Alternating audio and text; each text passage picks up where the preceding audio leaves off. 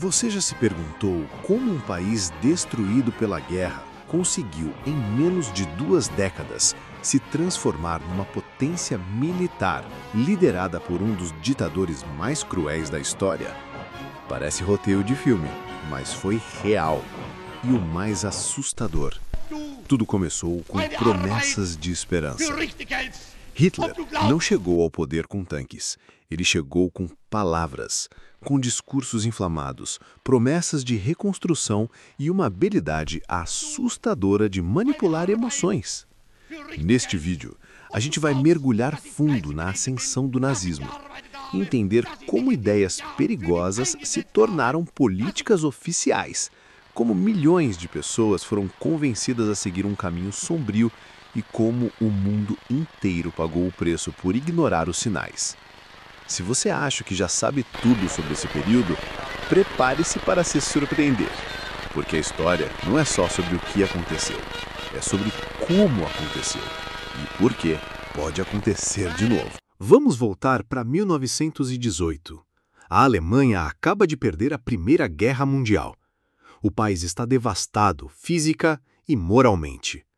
O Tratado de Versalhes, assinado em 1919, impõe condições humilhantes, perda de territórios, pagamento de indenizações bilionárias e limitação do exército a 100 mil soldados e proibição de fabricar armas pesadas.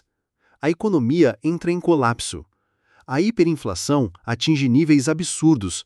Em 1923, uma nota de 100 bilhões de marcos não comprava um pão. As pessoas recebiam salários 2 vezes por dia e corriam para gastar antes que o dinheiro perdesse valor. A instabilidade política também era grave. A República de Weimar, recém-criada, enfrentava golpes, revoltas e uma população desesperada. Nesse cenário, o ressentimento cresce. Muitos alemães sentem que foram traídos, que o país foi injustiçado. E é nesse terreno fértil que ideias radicais começam a ganhar espaço. A ideologia nazista não surgiu do nada. Ela foi construída com base em ideias que já circulavam na Europa: nacionalismo extremo, racismo pseudocientífico, antissemitismo e anticomunismo. Hitler acreditava que a Alemanha precisava se purificar. A raça ariana, branca, germânica, nórdica, era vista como superior. Judeus, ciganos, negros, comunistas, homossexuais e deficientes eram considerados degenerados. O antissemitismo era central. Os judeus eram acusados de controlar bancos, a mídia e de serem os responsáveis pela derrota na guerra. Essa narrativa foi repetida à exaustão em discursos, jornais, filmes e livros. A propaganda nazista era uma máquina bem azeitada. Joseph Goebbels, ministro da propaganda, sabia como transformar ideias em emoção. Cartazes mostravam judeus como ratos, comunistas como traidores e Hitler como o salvador. Tudo isso era ensinado nas escolas, reforçado nas igrejas, repetido nas rádios. A ideologia nazista não era só política, era cultural, era cotidiana. Em 1932, o Partido Nazista já era o mais votado da Alemanha, mas Hitler ainda não tinha o poder total. Foi só em janeiro de 1933 que ele foi nomeado chanceler, numa jogada política das elites conservadoras que achavam que poderiam controlá-lo. Eles estavam errados. Hitler agiu rápido. Convenceu o presidente Hindenburg a dissolver o parlamento. Criou leis que permitiam governar por decreto. E quando o Reichstag pegou fogo, num evento ainda cercado de mistério, ele culpou os comunistas e aprovou a lei de emergência. Essa lei suspendia liberdades civis, permitia prisões sem julgamento e censurava a imprensa. Em março de 1933, o parlamento aprovou a Lei de Plenos Poderes, que dava a Hitler autoridade total. A democracia alemã foi desmantelada legalmente. Partidos foram proibidos, sindicatos dissolvidos, oposição perseguida. E o povo? Muitos aplaudiam, porque Hitler prometia ordem, emprego e orgulho. E, naquele momento, parecia estar cumprindo. Com o poder nas mãos, Hitler começou a moldar a Alemanha à sua imagem. Criou a Gestapo, polícia secreta que vigiava, espionava e torturava opositores. Os campos de concentração começaram a funcionar, primeiro para comunistas e socialistas, depois para judeus, ciganos e outros grupos. A juventude foi doutrinada. O Hitlerjugend ensinava crianças a marchar, obedecer e odiar. A cultura foi controlada. Livros considerados degenerados foram queimados em praças públicas. Artistas foram censurados. Professores foram obrigados a ensinar a ideologia nazista. A Alemanha virou um estado totalitário, onde tudo, da educação à arte, servia ao regime. O Tratado de Versalhes proibia a Alemanha de se rearmar, mas Hitler ignorou. Em 1935, reestabeleceu o serviço militar obrigatório, criou a Luftwaffe, Força Aérea, investiu pesado na indústria bélica. A economia começou a crescer, o desemprego caiu e o povo via tanques e aviões como símbolo de força. A remilitarização também foi psicológica. Hitler promovia desfiles militares, discursos inflamados e uma estética de poder. E o mundo assistia em silêncio. A França e o Reino Unido não queriam outro conflito, preferiam negociar. Essa política ficou conhecida como apaziguamento e deu a Hitler o tempo que ele precisava para se preparar para a guerra. Hitler queria mais. Em 1938, anexou a Áustria, sem disparar um tiro. A população austríaca, em grande parte, apoiou. Depois, exigiu os Sudetos, região da Tchecoslováquia com maioria alemã. As potências europeias cederam. Em março de 1939, invadiu o restante da Tchecoslováquia. E, em setembro, atacou a Polônia. A Segunda Guerra Mundial começava.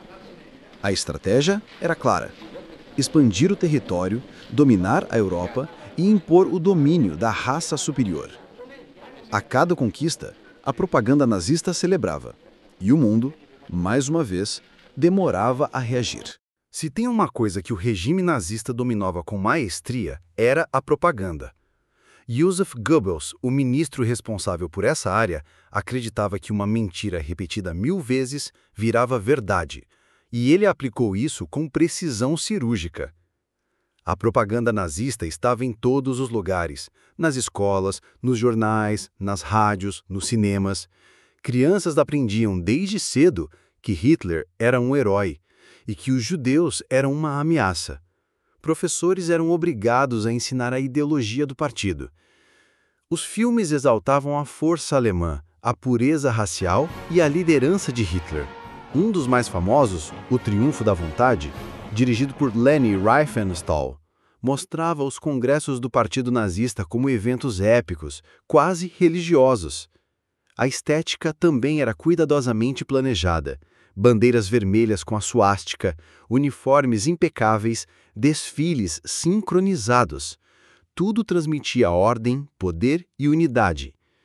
E o rádio era o principal canal de comunicação. O governo distribuiu rádios baratos para que todos os alemães pudessem ouvir os discursos de Hitler. A ideia era simples: manter o povo constantemente exposto à narrativa oficial. A propaganda não só convenceu, ela moldou a realidade. E quando a realidade é controlada, a verdade vira questão de opinião. Hitler não era apenas o líder político. Ele era tratado como uma figura quase divina. O culto à personalidade em torno dele era tão forte que crianças cantavam músicas em sua homenagem e adultos o saudavam com o famoso Heil Hitler, como se fosse uma oração. Retratos de Hitler estavam em escolas, repartições públicas, casas.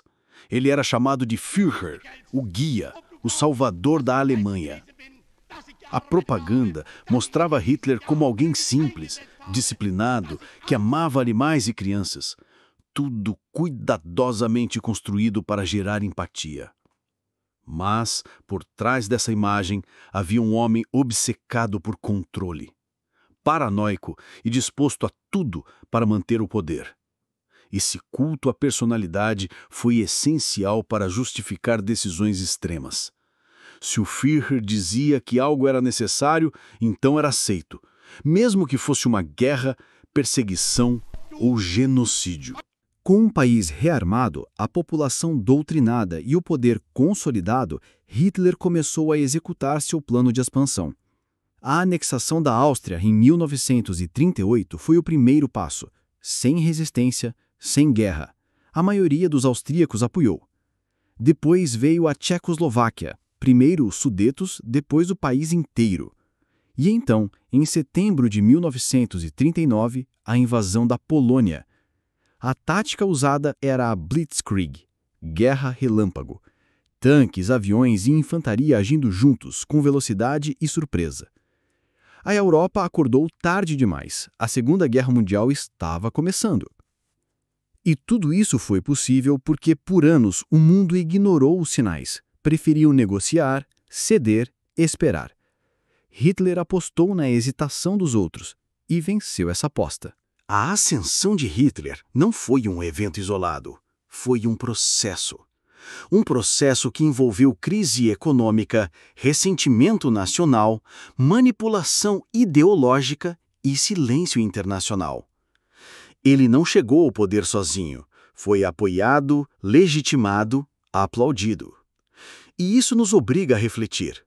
Como ideias tão extremas podem se tornar políticas oficiais? Como milhões de pessoas podem ser convencidas a odiar, a excluir, a matar? A resposta está na combinação de medo, propaganda e promessa.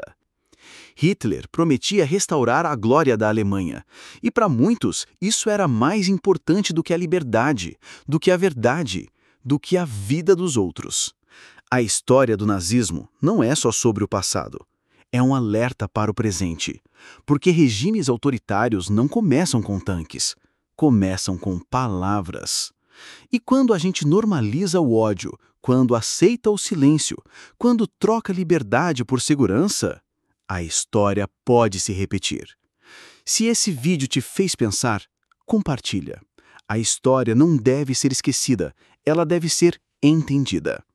E se você quiser se aprofundar ainda mais, os links dos vídeos e fontes que usamos estão na descrição. Deixe esse comentário aqui embaixo. O que mais te surpreendeu nessa história? Até a próxima e lembre-se, questionar é o primeiro passo para não repetir.